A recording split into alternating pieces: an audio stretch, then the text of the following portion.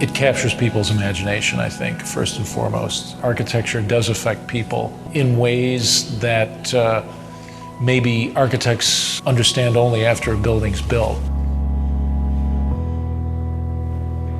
People perceive architecture as simply being an object or a vessel within which people are housed.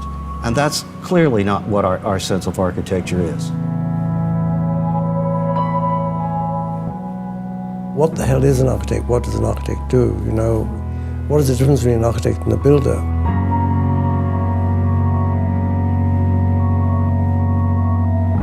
We concretize the world. We take human activities and we make manifest the physical structures that accommodate all manner of human activity.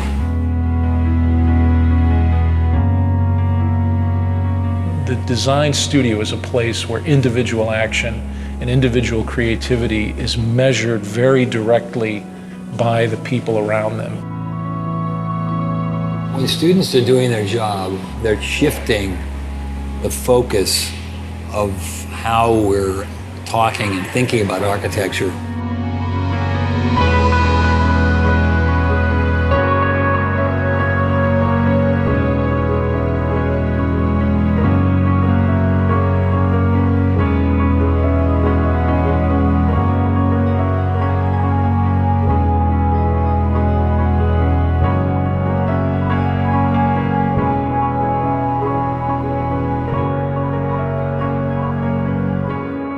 Before you kind of come to architecture school, you sort of have this idea about objects and things like that, and then once you get here, it becomes all about space and all about occupation. And people sort of see a lot, architecture sort of sculpturally, and there's a point at which you stop dealing with objects, sort of things to stare at, and you start dealing with occupation.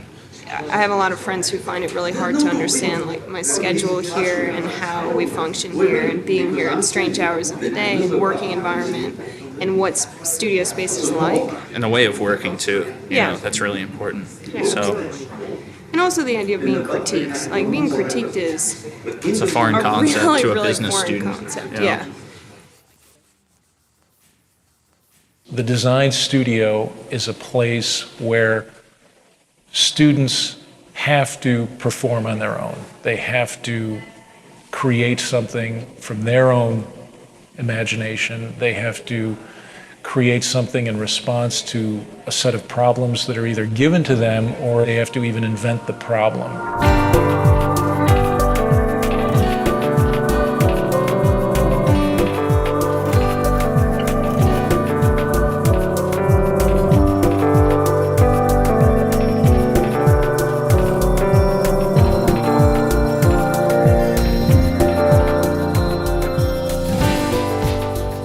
There's no other place that you can get this kind of culture. And we've been together for 5 years, like the whole group, right? So we know everybody. Everybody knows everything. It's like a second home. It's like a second community of people who are all struggling with the same questions.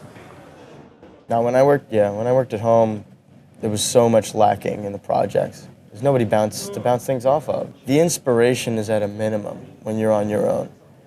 Architecture education in US is one of the best because of this studio system. Always students hang around their own studio and talking, learning from others. That is the most important space for the education of architecture. It's like they were hating on Robert Moses because he's so insensitive and he tore down neighborhoods and this, that, and the other. It's like, you know what? Get in a car, drive on the West Side Highway, take the Triborough Bridge into Manhattan. Okay. And then you will understand what he was trying to do. That visual procession in the automobile, spectacular. No. It is spectacular. You're thinking about it now because oh yeah, of course. Now we sit in traffic and we look at it. But back then, like the city had to make that transformation. The great thing about architecture schools is it still takes place in a kind of space where people discuss the work together in a kind of both a personal way, a one-on-one way, and in a very public way. Ultimately, there's a kind of arena. There's a public arena where the work is discussed, where students can present themselves personally to other people and show that they have a stake in the work and what they really think about the work. And that's extremely important, I think, to the development of an architectural project, because that's ultimately how architecture at certain points is really developed in the real world. And it's both an important lesson, but it's also a way in which, through that kind of intensely personal and human contact, that the work gets better.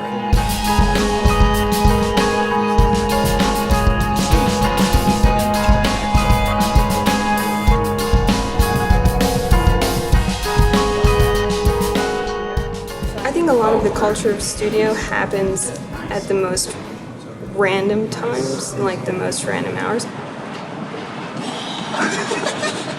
I hope that, yes. I think the humor adds another level of energy, that you can bring. So you got moments where, we're all like joking around and we're doing the work and we're joking and we're vibing and whatever. Some guy will come in here like, well, that's why you guys don't get any work done, because you're always doing the shit. And we're like, you. Go and do your project then and live in your little world by yourself. Because the humor brings the interaction, and the interaction brings the energy, and the energy creates an output between everybody, that we can all feed off of. Don't forget, Dave, the boss. Everyone stays late, everyone's hanging out and smoking cigarettes and drinking a lot of coffee and not really necessarily at your desk drawing or whatever. Architecture school is a really strange, specific environment. You can't possibly put that much work into something, like hours and hours on, one drawing or whatever, and make it be productive. You could tell an architect that it's due tomorrow and they'll put in the 12 hours and it might actually look the same as if they spent a whole week on it, I should have gone home earlier than I did, because I just every 5 minutes I would take a little bit of glue and put it somewhere and then stop and figure out what the hell it is that I just did and then start over again, so. I have this terrible thing that happens to me that I call the design high, where I can't fall asleep because I can't stop thinking about my project. And it's I get home, and the whole walk home I'm exhausted. And as soon as I brush my teeth and wash my face and get into bed, I need to go back to studio. Your health is kind of put on hold to make room for your ideas. Architects are masochists in some ways. You're in there to all hours of the night. You're cutting yourself at 3 o'clock in the morning. You're rushing to the hospital to get stitched. I mean, you're putting these models together that you're tearing apart and then putting them together again. And then you're going through this iterative process of evaluation that is incredibly personal, but yet also very public. And you're constantly putting yourself on display, opening yourself up to attack and criticism. I mean, it's intense. Why would you subject yourself to that and put yourself through that if you didn't love it?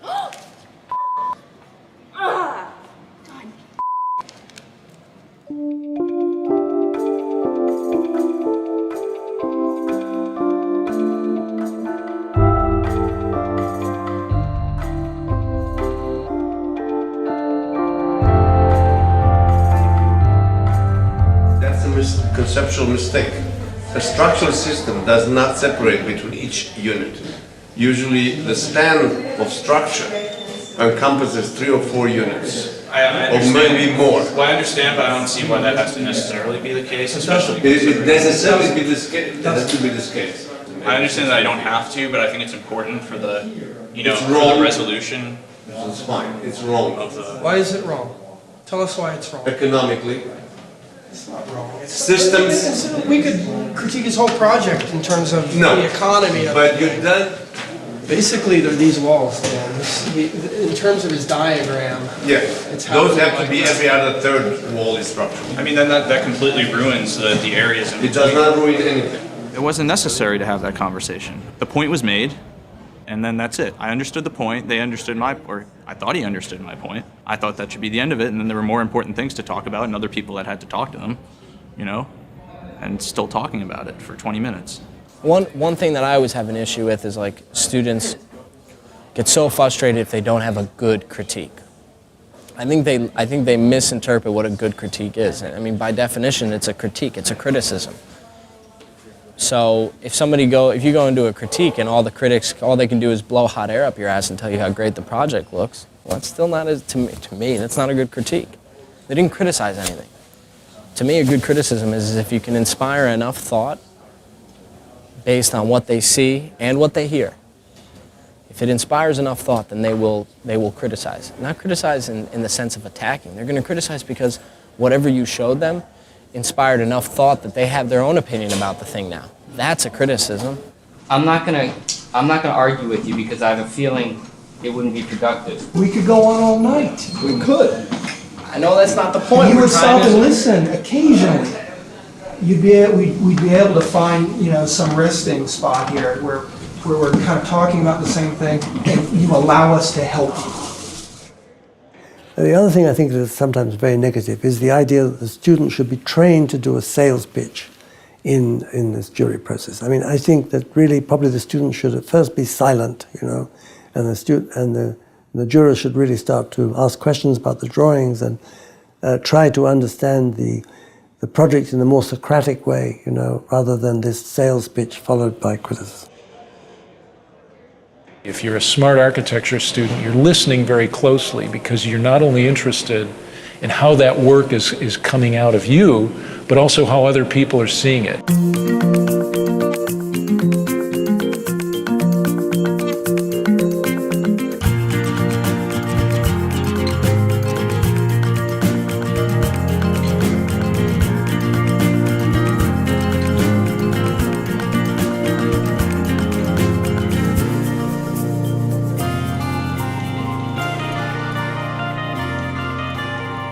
The best architects, in my view, are the ones who bring a coherent view of the world to design. Those are the folks that become the best architects in the sense that they're the ones that progress the profession, innovate, create new ideas.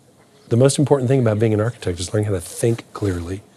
You have to be able to think clearly to practice architecture. There's a tendency to see people as singular. If you're artistic, you're not practical. If you're practical, you're not artistic. That's totally preposterous. I mean, architecture is embedded in both worlds. And if anything, architecture is the connective tissue between these two kind of spheres. And it'd be impossible to live in one or the other. One, you'd be practical and never produce a piece of work of any interest. The other, you'd be producing work that has no meaning or no connectivity.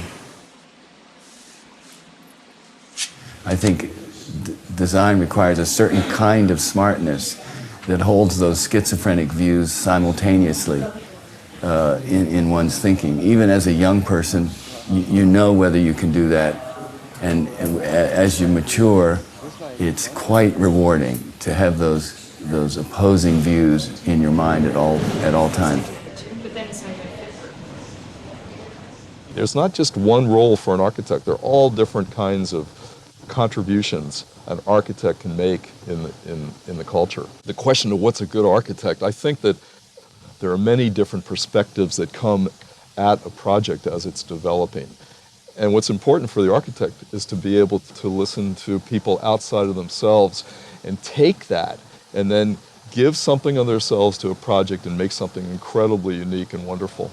It has to be a person who's really willing to learn in a way that architects need to learn, which is they need to learn something every day for the rest of their lives. You've got to be, in a sense, kind of driven by that, in a sense, kind of inner force. But I think you also have to have the ability to kind of work through something and to be able to look at particular problems and be able to kind of listen and learn and examine with great patience some of those questions. So again, it's a kind of left brain, right brain kind of dichotomy that is, constantly, those demands are constantly placed on you as an architect.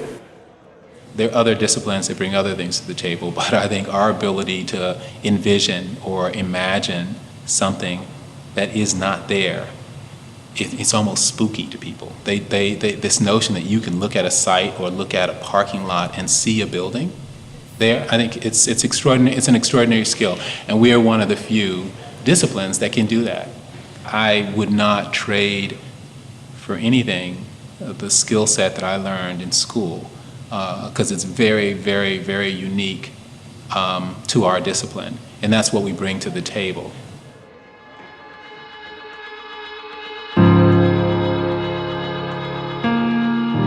I don't believe schools of architecture, either historically or today, have particularly prepared young architects for the realities of architectural practice. Again, referring to this notion of a safe space where one can fail, where one can push the envelope in a sense. I think the academy always needs to be that. In a certain sense, you're a bit freer of the constraints of the real world. We need to understand that those constraints also have to be brought into the academy so students can begin dealing with them and dealing with them in an inventive and creative way.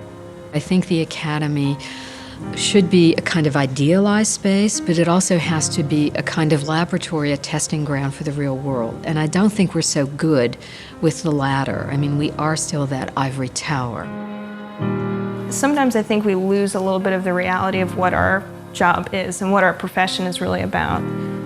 I think people really forget the reality of what it's going to be like to be working as professionals. Architecture school is really unique because it's probably the only time that many of architecture students get to work on their own projects, because after that architecture is basically a service industry. I think that the profession is a lot different from the education in that you never work alone. It's hard to design an entire building by yourself. There's always other people that you have to network with or design with or consult. That collaboration is not usually present in school, which is a good thing and a bad thing, because during school you're trying to develop your own sort of way of working. You're very fast and you always predicting what I'm going to say. Their education is not preparing them to become kind of architects in the full sense of the word architect, being both poets and practitioners. They are wonderful, they're talented, they're smart. The tragedy is that the students are not sufficiently prepared to be independent thinkers. They either function at the poetic level or they function at the pragmatic level. The two shall never meet. So we have to kind of help them put those two together. Do like a series of overlays where you'd start to see like if there's different spaces like this, how they would interact. So the walls are they're retaining walls. They're retaining earth. They're retaining memories. It's like an earthwork, yeah. But like if you give me a word like that, we can respond to it. Right? Let me ask you this: why are they working just to put these things? They're making things. Yeah. Right, and they're making things because they want to create something of value, right? Mm-hmm. Why do they just want to put it in storage? Do I think I might not be an architect? Sure. The likelihood that I work in an office after I graduate is pretty high, though. I don't think that people have to be stuck there for like 3 years and then get their license and then they do their own stuff. I want to start doing my own stuff and work in an office. I look forward to seeing what's going to happen. I'm excited to see what my signature ends up being. I want to teach and I want to write and I want to work for a firm that will let me do all of these things. I want to get some experience in a larger firm to see how they work and see how they operate. Do that, and then hopefully the long-term goal is to, start my own practice. The remarkable thing to me is how optimistic students of architecture are, how they sustain that optimism. And again, it's almost a bit like an actor or actress, that they still cherish that belief that they're going to break out of the chorus line in some way, even though the reality, as it is on Broadway, is very, very different. In part, it could be how they very quickly imbibe this notion of the star architect and this belief that, against all odds, that they might be able to make it. Well, today I think a lot of people, when they think of architecture, they think of architects. They think of the handful of brand name architects that they might have heard of, which to me is rather limiting. People only know Frank Gehry, I mean, there's other architects out there that are doing better work, greater work, more important work than Gehry. The problem is that the way we teach architecture right now is we sort of train everybody to do that exact same thing. The whole sort of pedagogical model right now is around creating the next generation of star architects. That's actually a flawed model. For many years, everyone wanted to be like Frank Gehry. They wanted to create great sculptures in the landscape. Whether those sculptures worked or not was largely irrelevant. The ability to use aerospace engineering to come up with forms that hadn't been built before was considered to be a primary task of someone coming out of school. That's over. That's over.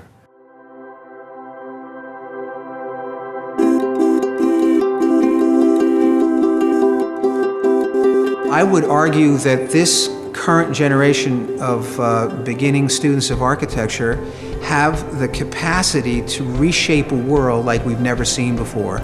And they need to have access to as much technology and as much discourse, meaningful discourse surrounding these techniques and these tools so that they're fully prepared to go out into the world in the future to do something positive and productive. Students are coming out, they're working with individuals around the world who need shelter and who need ways of living that are affordable and supportable and sustainable. The students themselves have been pushing to force faculty to think differently about the way faculty see the environment, use the environment, and create objects that serve not just the aesthetic interests of the architect. It's fundamentally an optimistic profession. You don't go into architecture if you're a pessimist, if you don't actually believe that the world can get better. So I think you've got a bunch of optimists that go into this design profession who actually believe that their buildings are going to make the difference in somebody's life. I think that the built environment is something that people have such an appreciation for. If you don't care about this, then like, what do you care about? It's about understanding human behavior, human desire, human want. Architecture is what you experience in your daily life on the street, the space of the street, how you navigate the street, how you relate to the buildings around you. People tend to think architecture is done for and by other people. But it's also done by you if you decide to maybe put a new window in your house or change the traffic flow in your house or your office. At architecture school, you got the freedom to, you don't like something, do something about it. That's what they told you for 5 years. Do something about it. Doesn't matter what, just do something about it. The school is kind of about a way of thinking, and what you're going to do in architecture school is not what you think it's going to be, That you're not going to go in there and be designing colonial homes and things like that. We don't just need shelter, we need atmosphere, and we need to be inspired. I think one of the most important things you can take from this school is not to lose your ambition. It's not just, 4 walls and a roof. There's more into it. There's like a life to it that I think we get here, and we should really take with us everywhere you go. You're gonna come to architecture school. I hope you understand the creative process. I hope you understand the transformation that your mind and body and psyches is gonna go through. Because there is nothing absolute about this.